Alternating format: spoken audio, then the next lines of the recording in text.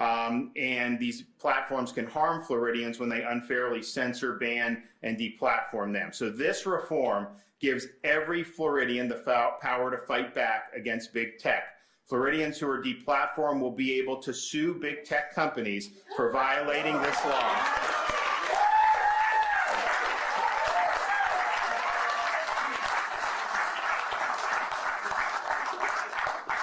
And courts may award up to $100,000 in damages for each proven claim. These protections aren't just for elite, but for everyday people, millions of people who rely on social media to keep up with the news, do business, and stay connected with family and friends. We're the first state to hold these big tech companies to this standard of transparency and accountability. The law requires the platforms to publish detailed standards explaining how they decide which voices to censor, and they need to apply those standards consistently. That's not what happens. You look, they have these standards, always change it, and if you're on one side, it seems to be any little foot foul, you're gone. If you're on the right side from their perspective, then you can get away with whatever you want. And so when big tech censors enforce their rules inconsistently to discriminate in favor of the dominant ideology in Silicon Valley,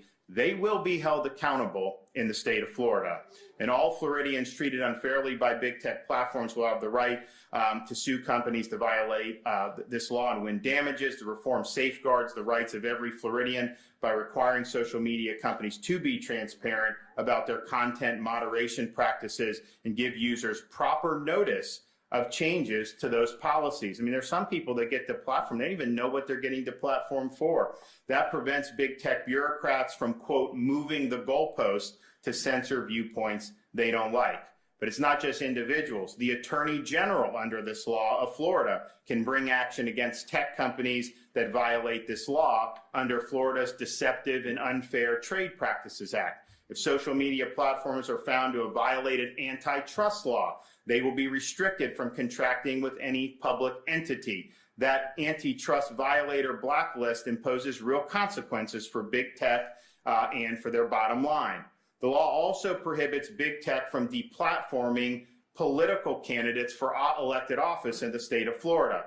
The Florida Election Commission will impose fines of $250,000 per day on social media companies that deplatforms any candidate for statewide office, and additional penalties lesser for local offices.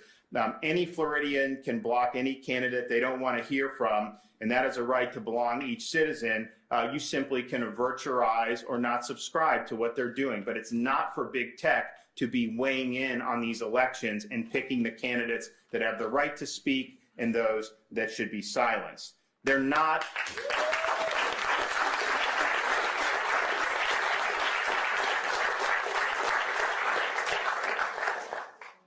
Now, if there's an old saying, I think it was Bill Buckey that said he would rather be governed by the first 2,000 names in the Boston phone book than the Harvard faculty. Well, I would say if I had to pick one group of people to not be governed by, it would be the bureaucrats and oligarchs in Silicon Valley. They are not the arbiters of truth.